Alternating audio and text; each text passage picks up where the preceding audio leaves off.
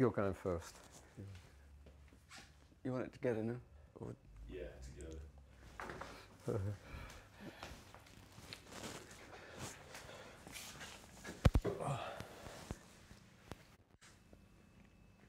I'm Bob Wiskin, and this is Grade 1 Photographic.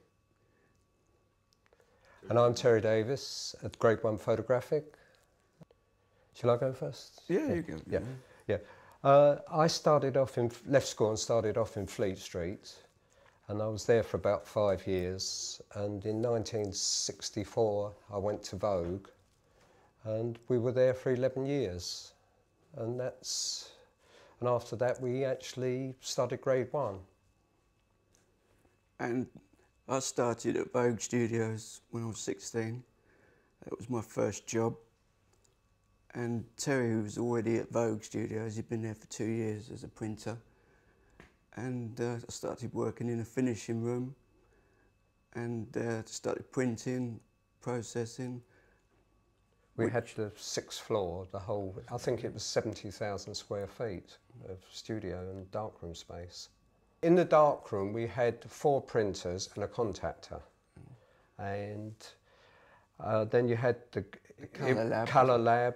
Which was E6 at the time. Well, it was E3, wasn't it, at the time? E3, yeah, E3. Then E4, and it changed as they brought new chemistry out. But generally it was... The black and white processing as well. We were lucky because we had all the world's top international photographers who were flying in and out. And you may be working with Bailey in the morning, Parkinson in the afternoon, next day Helmut Newton. And it was just a beehive of industry, really. Every day was something different. It was a fantastic place to work, to learn photography. It was in 1975 when Vogue closed the studio, and we had to do something. What do you do? Where do you go? If you've been working at Vogue all those years, the only place you can really go is to start working for yourself. And we moved in with a photographer in Gray's Inn Road.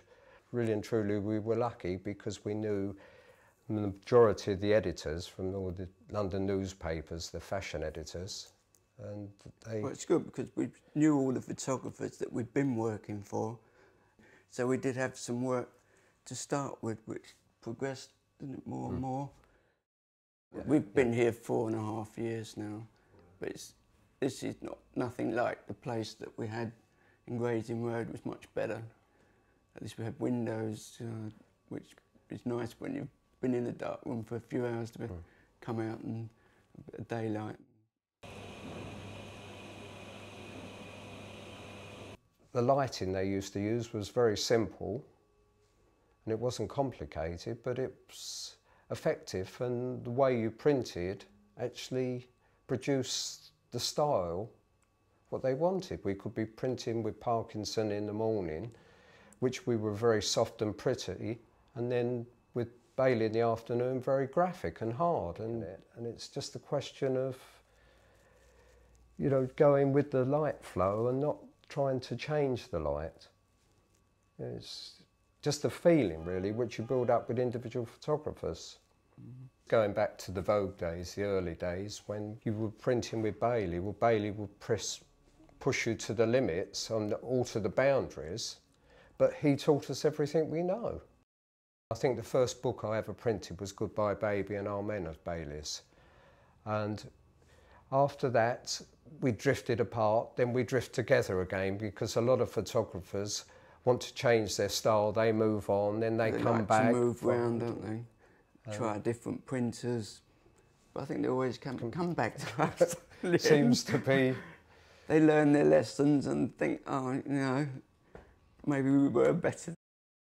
You get quite a few printers who want to be stars, and it's my print, but it isn't. You've got to be in the background and do the print, and it's the photographer's print, and that is the difference.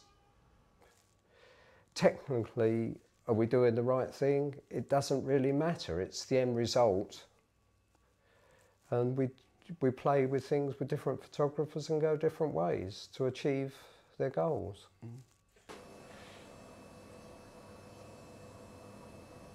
A lot of the photographers are coming through, well, there isn't any young photographers coming through because most of them are going down the digital route and they're being forced into it, and they don't know how to light pictures or what film to use, how to do it. You know, it's amazing, these assistants that come in that are more digital, and if they have to do a shoot with their photographer which they need filmed, they haven't got a clue. So they're coming in to us and asking us what film to use and how we should expose this film, and they should know this if they're an assistant photographer. That's how I was taught to learn everything about photography. You know, but they just don't seem to understand, even pushing and pulling black and white. You know, they haven't got a clue. And just digital, you just point the camera and that's it. That's the main curse, is automatic cameras. But if they worked on film to start with, they would, I think, follow a different route and, you know, get better quality. But they just don't seem to do that anymore. Well, unfortunately, no. And I blame the colleges, really, because this is where they should, colleges and schools, this is where they should start teaching them analogue first. You don't go into digital until your third or fourth year, or because that's the basics of photography. And it's a shame, but you're not going to get the good photographers or the great photographers come through like you did in the past, because time and material in them days didn't matter. It was the quality at the end, what they produced. But now it's all money orientated. They're not photographic, and there is a difference.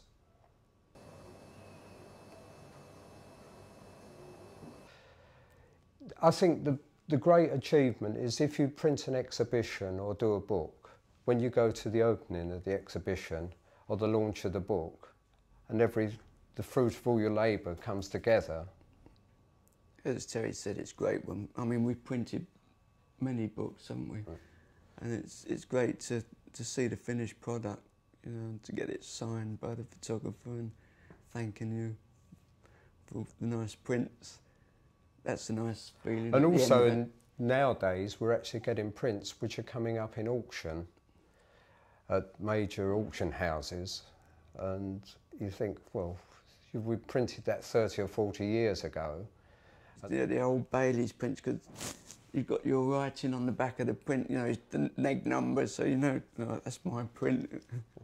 And they're asking silly money for it now, and you think, well, you know, it's lasted all this time and increased in value rather than ended up in the bin, as they say. So, if you know, a photographer hasn't got a negative anymore and he's got the print, so you just scan from the print, do the retouching if it's been badly damaged, and then output that image from the computer onto sheet black and white film. So you've gone from pixels, you know, back to grain, and that works brilliantly. You know, we've done quite a few pictures like that, haven't we? You can actually produce prints which have been retouched, but no one knows they've been retouched.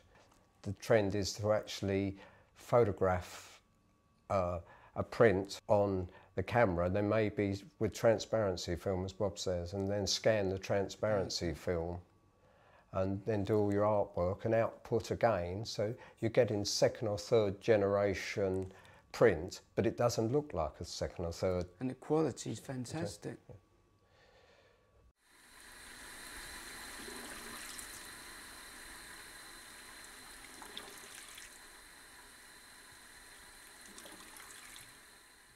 The plan is I intend to step down and do less and not sort of come here every day. I will probably come in if they're busy and I'm filling holiday times and things like that. But it's going to be a little bit difficult, I think, at times. You know, to actually be able to work on my own all the time. If you get printing and processing, you know, I could get swamped, I think. Good luck. Do you think we'll ever see the end of the darkroom and traditional printing? And does that sadden you in any way? I think it's going to be around for a long time yet. As a specialist, isn't it? I think the market is moving into fine art on analogue photography, and more, as we've said in the past, more and more prints are being sold in auction and Sotheby's and Christie's, and I don't think you will ever replace that. But who knows? It's just one of those things. What? Mm-hmm.